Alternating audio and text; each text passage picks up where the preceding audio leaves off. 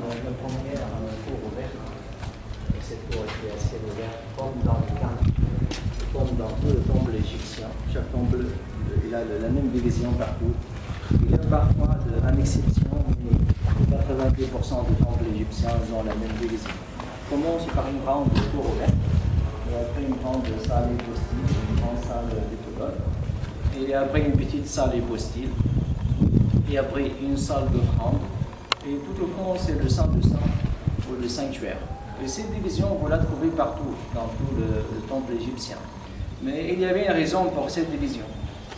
Parce que les classes sociales égyptiennes soulevaient cette division pendant les grandes cérémonies religieuses. C'est-à-dire que dans la première cour ouverte ici étaient les ordinaires du peuple, et qui n'avaient pas le droit de passer dans la grande salle hypostyle. La grande salle hypostyle était pour des gens plus importants que les ordinaires. Était pour les petits prêtres et les fonctionnaires de l'État.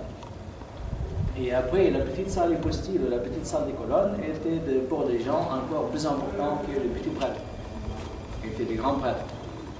Et après, la salle d'offrande était pour les élites des grands prêtres.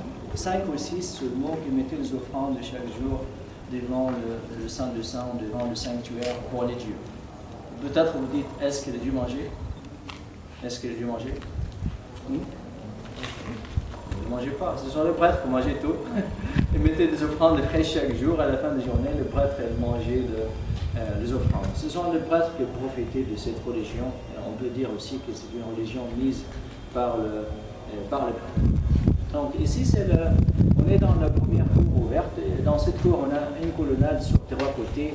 Et les colonnes, elles ont des chapiteaux différents que les chapiteaux qu'on voit chez le pharaon, dans les sites qui datent du temps de Pharaon.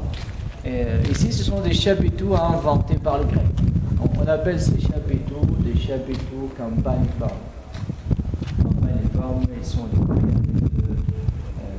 motifs des fleurs, avec des fleurs. La fleur de lotus, la fleur de papyrus et les feuilles de palme. Et pour on se confond entre le lotus et papyrus et palmier, mais la fleur de papyrus c'est comme ça.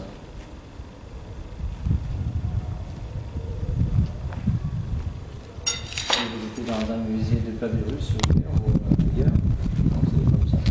Et la fleur de lotus, elle est comme ça.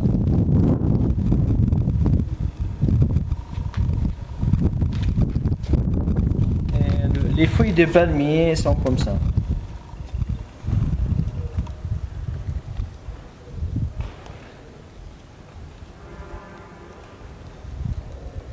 On peut trouver qu'un chapiteau est décoré avec une seule fleur ou les 2 fleurs ensemble, et parfois on a les 3 fleurs ensemble dans le même chapiteau.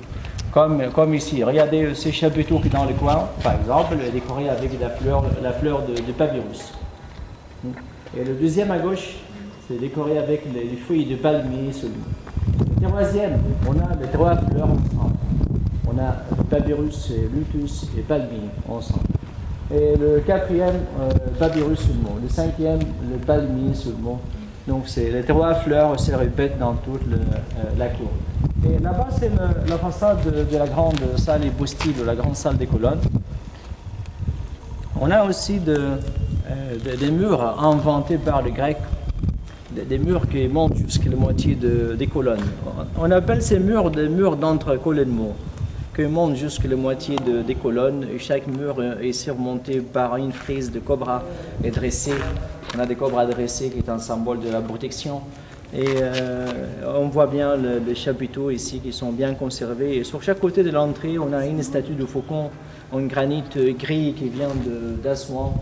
Un qui est tombé et cassé à droite et l'autre à gauche est très bien conservé. On voit sa photo dans tous les livres guides et sa photo dans votre billet d'entrée. Et si on s'approche de ce faucon, on voit comment il est très bien fait.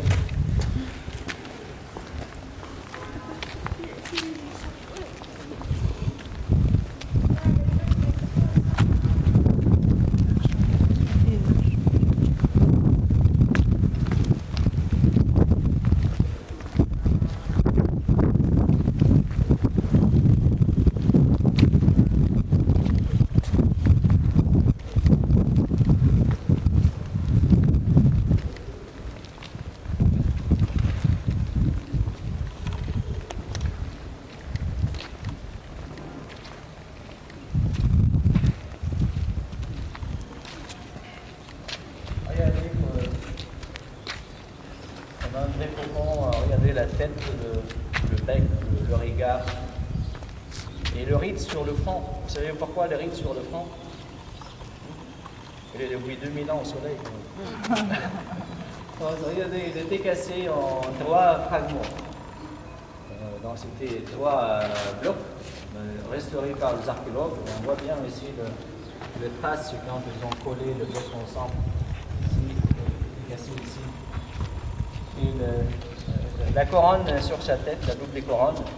La couronne et la statue n'étaient pas un seul bloc, mais la couronne était attachée à la statue en utilisant la technique de mortaise. La technique de mortaise, elle faisait un trou dans la couronne et un trou dans la statue. Et entre les deux trous, il y a un morceau de bois qui attachait les deux trous ensemble. On appelle ça la technique de mortaise. On va la voir à Komodo demain. Après-demain. Et on passe dans la salle de colonnes.